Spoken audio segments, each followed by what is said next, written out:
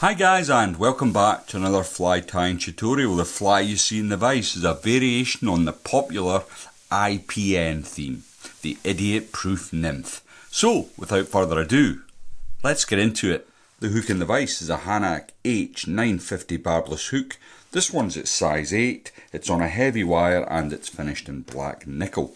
Now the thread I'm going to be using today is from Simplify. It's a classic waxed thread at 8/0. As you can see, it's a black thread.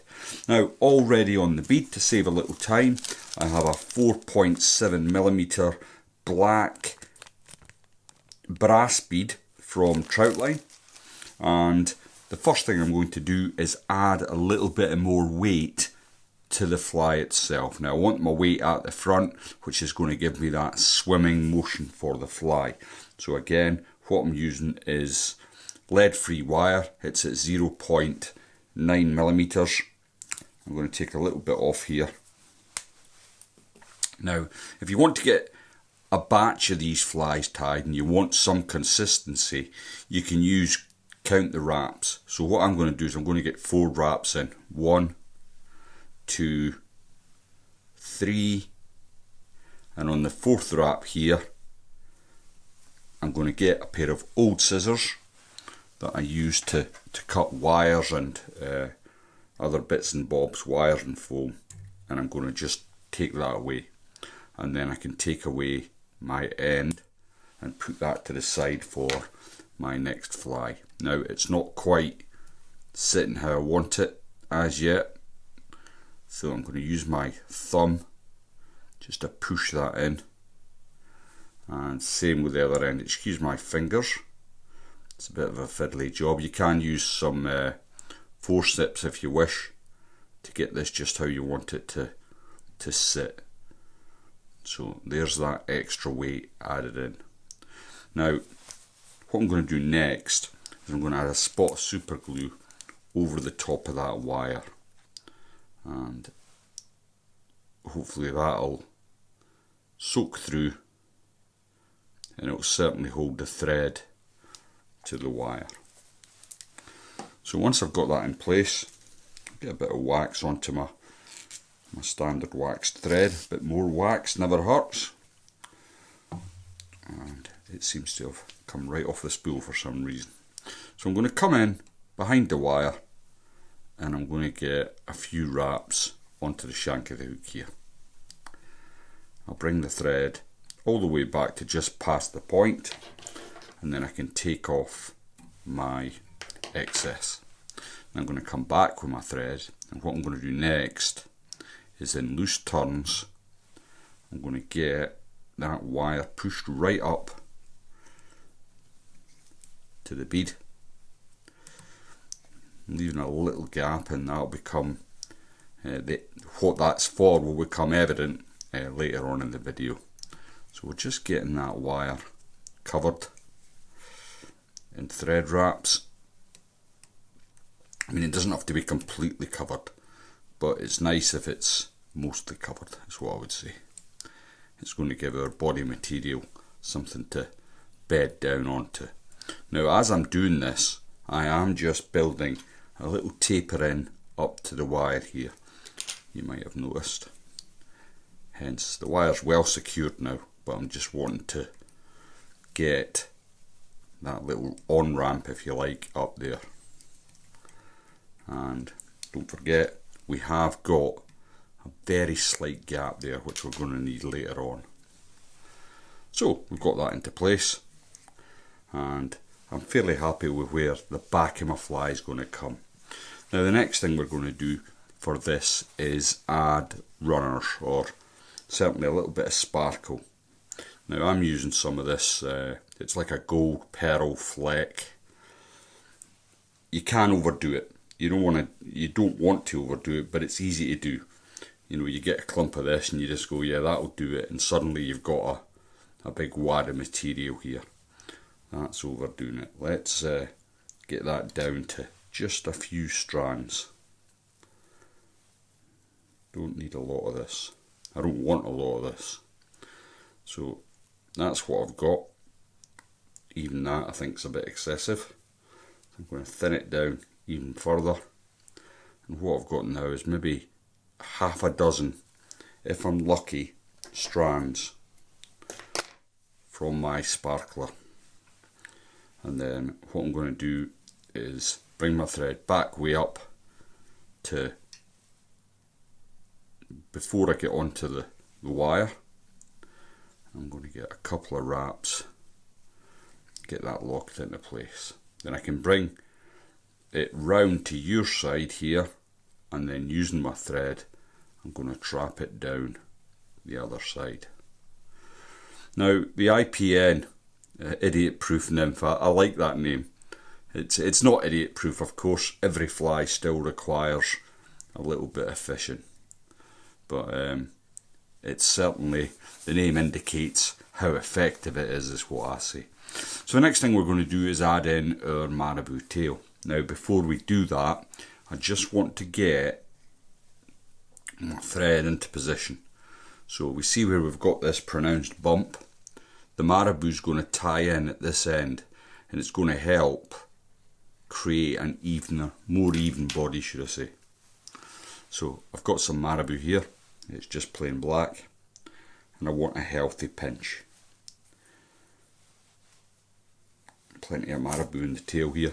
This is a big lure, and you want lots of movement, and marabou's going to give you that. So we'll just trim away the excess there. Now as I lay it up, you can see it's coming just in behind my wire wraps, and as I tighten up on it, you can see that it has helped to fill in that gap there. Still got a little bit of a gap, but mostly it's kind of filled. But that weight is essential for the movement of the fly. So what I'm going to do now is grab the end. Now where I've got the fibres in that, it might not want to come away like that. So I'm going to grab from the other end now, and then I can just take that away with my scissors. Now before I carry on with the fly, I'm going to come down, lift everything up, so all the sparkle, all the marabou, and I'm just getting several wraps underneath that marabou wing. What it does is it stops the marabou from lassoing around the tail, which makes the fly not swim correctly. Okay, so it's looking pretty good so far. What we want to do next is add our body material. Now I'm using this from F&F, and it's Humongous Body. There's different flavours, but I'm using the black and gold on this occasion, and I have some out the packet already. Now what I like about this is it's quite subtle, but it still has that je ne sais quoi, shall we say. It's got something about it. The gold flecks in it do offer movement and a sort of lifelike appearance, if you like. Now I've brought my thread back to where I've got that gap in the slot, remember, between the wire and the bead, and that's where we're going to bring our chenille. So as I bring it over, I can sweep it back each time I make a turn. I'm sweeping it back with my finger. Now, IPNs come in all different colours. Green and white's very popular, as is orange and white, orange and black. It's really up to your imagination how many different combinations, but it is a super effective fly, especially at this time of year, when the fish might not be quite as interested in looking at natural prey. The enticement of a lure can often bring trout out of hibernation and encourage them to chase and take the fly. So each time, forgive my fingers as I sweep it back, I'm going to bring it all the way up. Now the body is fairly even, because of the effort I've put into the construction. And then at the end there, my last turn will slot very nicely into that little gap I left. Now, next thing then is to trap the chenille in place,